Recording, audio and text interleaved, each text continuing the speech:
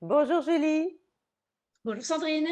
Alors aujourd'hui, on va parler de Sequoia. Est-ce que tu peux nous expliquer ce qu'est Sequoia? Oui, Sequoia, c'est le centre d'enseignement de la kinésiologie. Donc, c'est une école qui propose principalement des formations pour devenir kinésiologue, des formations pour chercher un outil pour soi. Il y a du développement personnel également et quelques autres cours.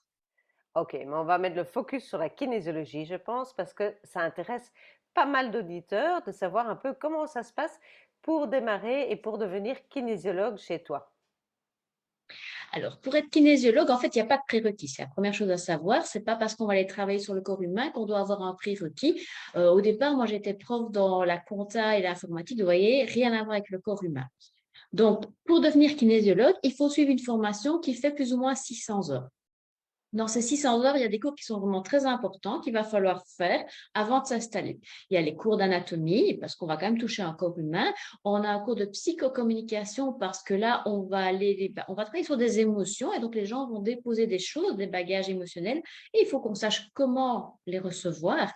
On a un cours d'éthique et déontologie qui est super important, parce que comme on est un peu dans un vide juridique, ben, vous devez savoir ce que vous avez le droit de faire et pas faire, une initiation des brevets des premiers secours et les 5 niveaux de Touch for Health. Touch for Health, c'est le cours qui nous a permis de devenir kinésiologue. Donc, au départ, la kinésiologie était réservée au monde médical et ça, c'est la kinésiologie appliquée.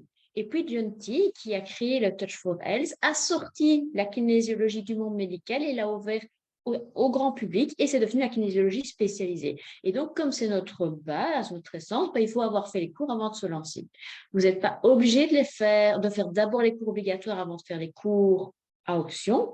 Ça, c'est un peu en fonction de vous et de votre agenda, mais il faut les avoir fait avant de vous lancer, ça c'est certain. Ok. Et alors, par exemple, moi, je serais une personne de 20 ans, de 50 ans, de 65 ans, de 70 ans.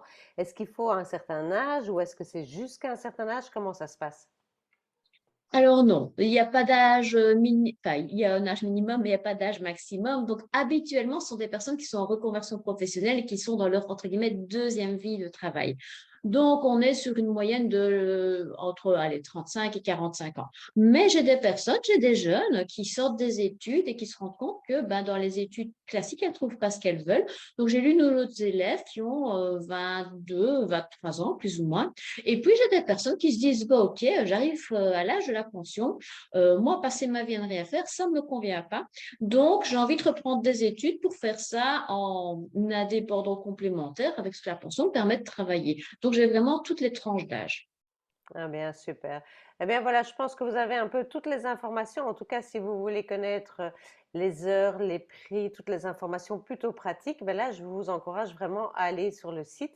Donc, est-ce que tu peux nous redire l'adresse de ton site? Oui, c'est 3 fois W, C, E, K-O-Y-A-T.net, sequoia.net. Ah bien, super. Et donc vraiment, elle vous donnera les prix, les horaires, toutes les disponibilités et de plus amples informations que vous souhaiteriez recevoir. Merci beaucoup, Julie, pour cette interview. Merci à toi, Sandrine.